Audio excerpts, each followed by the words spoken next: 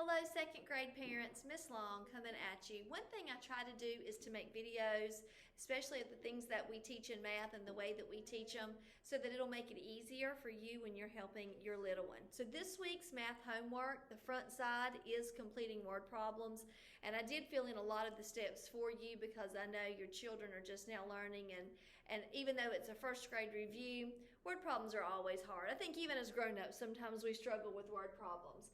But in second grade, there's a few steps that we take, and I want you to know what those steps are. So when you're helping your child with their homework, not just this week, but throughout the entire year, you'll be able to see how we teach word problems and help your child as well.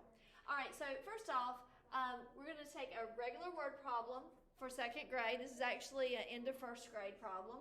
Laura has 6 animal stickers, 8 star stickers, and 3 princess stickers. How many stickers does Laura have in all? In second grade, step 1 is always to underline the question first. That's always your first step. So I tell the boys and girls, look for your question mark. That's going to help you find your question and underline your question. How many stickers does Laura have in all? Now I know what I'm trying to find out. The next step is to take the question and rewrite it as a statement, a fill-in-the-blank statement we're later going to go back and put the answer into. And so one thing I always teach my boys and girls, if there's words in the problem, there's going to be words in the answer. Okay? So if my question is, how many stickers does Laura have in all? Then my statement's going to be, Laura has blank stickers.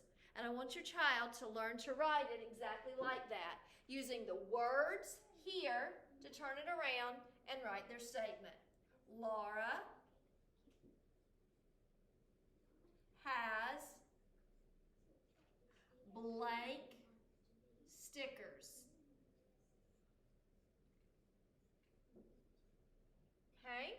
So just to review, step 1 is to underline your question.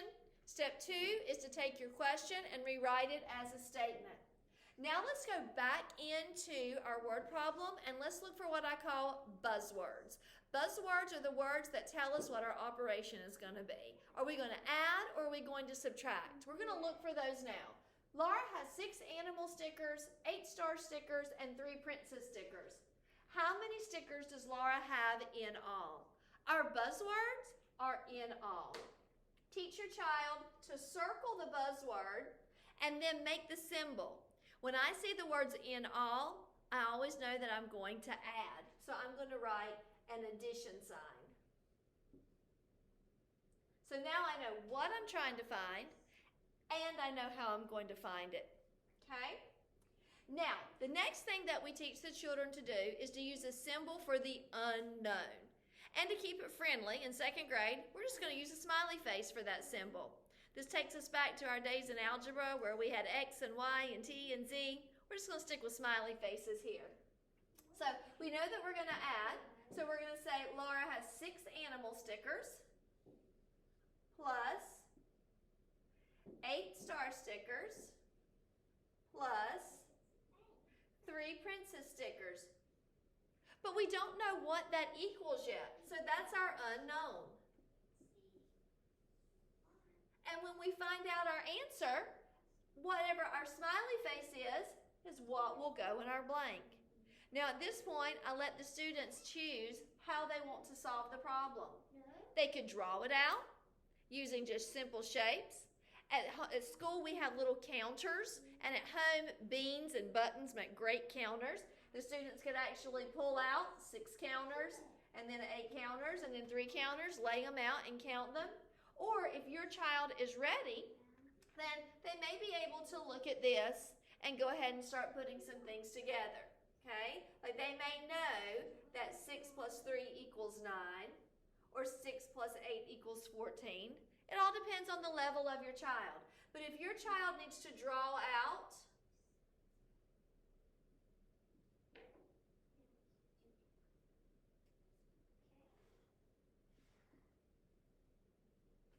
and count, that's perfectly fine too. Okay? As long as we all get the same answer at the end. 6 plus 8 we know is 14. And 14 plus 3, of course, is 17. Or we could go 6, 7, 8, 9, 10, 11, 12, 13, 14, 15, 16, 17. Either way, we know that our end result will be 17. Laura has 17 stickers. So as you're helping your child do their math homework, don't let them skip these steps. Right now, writing is hard for them. It's still tedious and takes time, and they want to skip that step, but it's important and it's required on the test that we take at the end of the year.